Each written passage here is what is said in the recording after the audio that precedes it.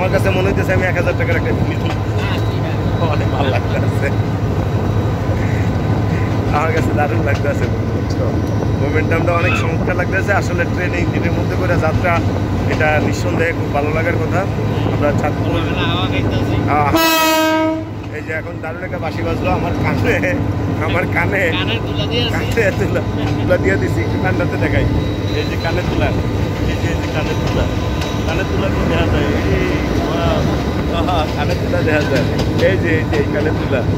হ্যাঁ, আরে এইভাবে তো আর সুন্দর দেখা যায় বন্ধু, এই যে এইভাবে তো আর সুন্দর দেখা যায়। হ্যাঁ, সুন্দর দেখা যায়। এখন আর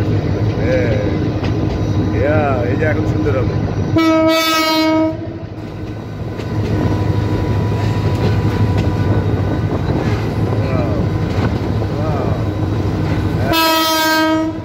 গরম হাওয়া ইঞ্জিনের না, ইঞ্জিনের গরম হাওয়া না,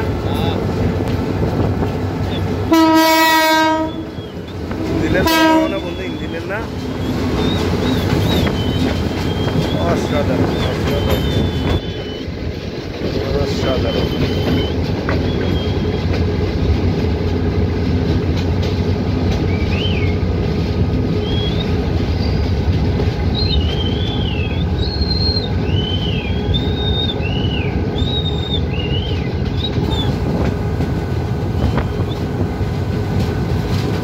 অনেক গরম।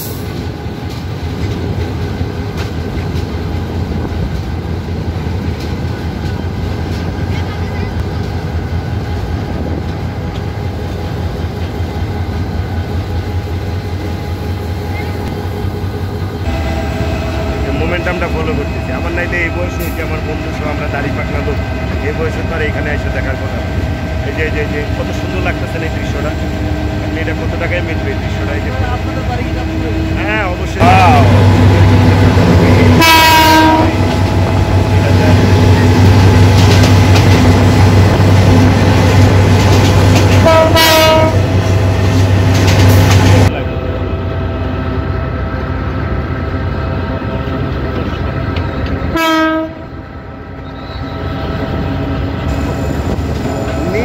সাবধানতা, হ্যাঁ চলবে।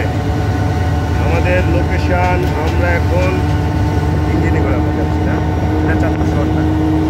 বন্ধু, তোমার কাছে এই ট্রাভেলিংটা সম্পর্কে যদি কিছু বলার থাকে তাহলে বলো। একটু ডিফারেন্স আছে কিনা, ভিন্নতা আছে কিনা? মানুষ তো ট্রেনে চড়ে, কিন্তু ইঞ্জিনে কেউ চড়ে?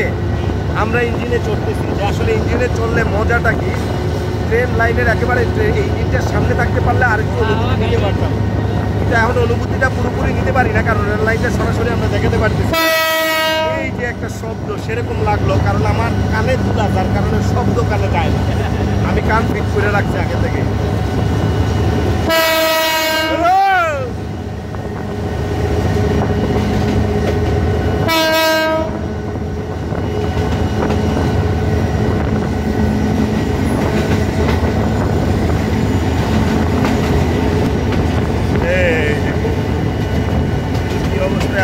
আমরা একেবারে এখানেও অনেক মানুষ আছে, আমরা যেখানে দাঁড়াইছি, তাই না? ইঞ্জিনের এই রুমে অনেকে এখানে আছে, কষ্ট করে যাচ্ছে, আবার কেউ বিনোদন নিচ্ছে, আনন্দ করতেছে। আর ফ্রন্টের ক্যামেরা দিই, এই হচ্ছে ট্রেনটা, কোথা দিয়ে যায়, যে ট্রেন চলেছে, ট্রেনের বাড়ি কই নাকি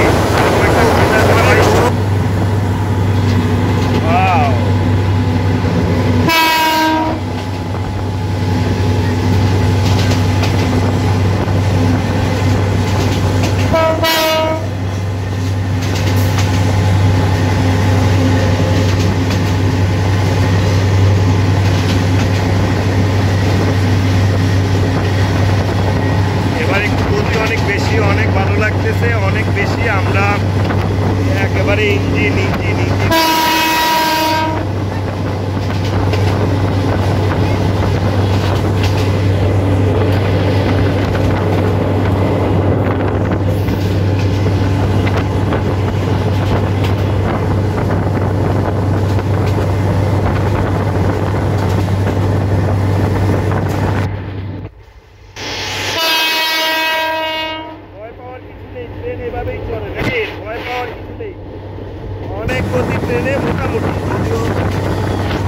একেবারে অসম্ভব অসম্ভব।